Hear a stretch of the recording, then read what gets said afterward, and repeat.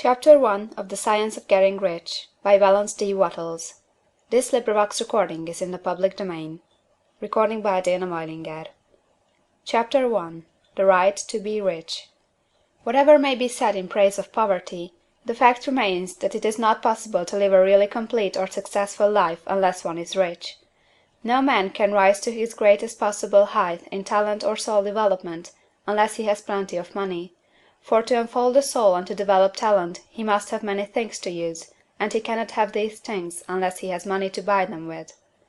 A man develops in mind, soul, and body by making use of things, and society is so organized that man must have money in order to become the possessor of things. Therefore, the basis of all advancement for man must be the science of getting rich.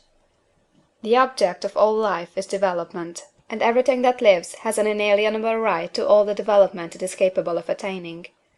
Man's right to life means his right to have the free and unrestricted use of all the things which may be necessary to his fullest mental, spiritual, and physical unfoldment, or, in other words, his right to be rich. In this book, I shall not speak of riches in a figurative way. To be really rich does not mean to be satisfied or contented with a little. No man ought to be satisfied with a little if he is capable of using and enjoying more. The purpose of nature is the advancement and unfoldment of life, and every man should have all that can contribute to the power, elegance, beauty, and richness of life. To be content with less is sinful. The man who owns all he wants for the living of all the life he is capable of living is rich, and no man who has not plenty of money can have all he wants. Life has advanced so far, and become so complex, that even the most ordinary man or woman requires a great amount of wealth in order to live in a manner that even approaches completeness.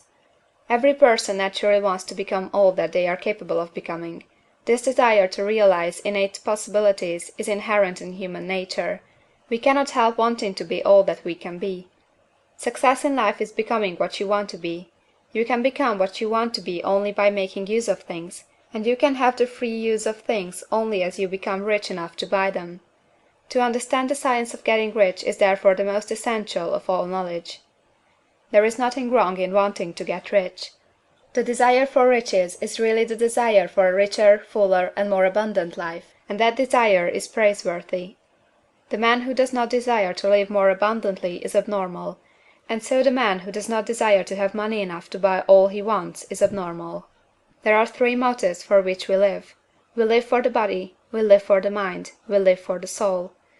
No one of these is better or holier than the other. All are alike desirable, and no one of the three, body, mind, or soul, can live fully if either of the others is cut short of full life and expression. It is not right or noble to live only for the soul and deny mind or body, and it is wrong to live for the intellect and deny body or soul. We are all acquainted with the loathsome consequences of living for the body and denying both mind and soul, and we can see that real life means the complete expression of all that man can give forth through body, mind, and soul.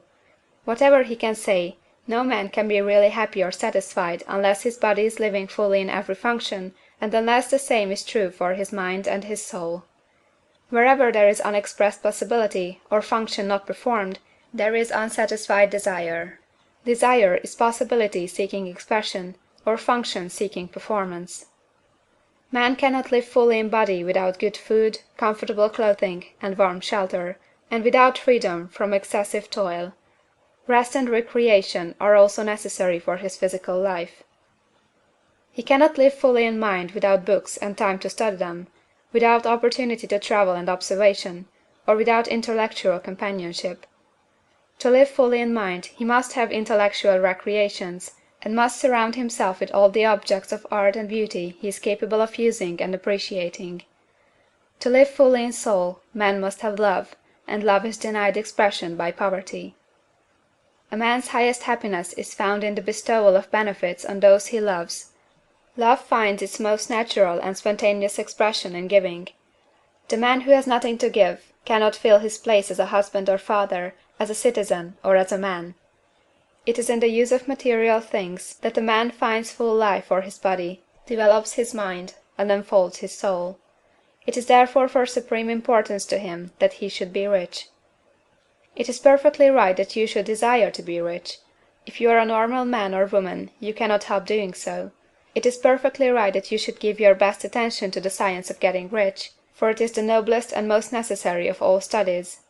If you neglect this study, you are derelict in your duty to yourself, to God and humanity; for you can render to God and humanity no greater service than to make the most of yourself. CHAPTER II.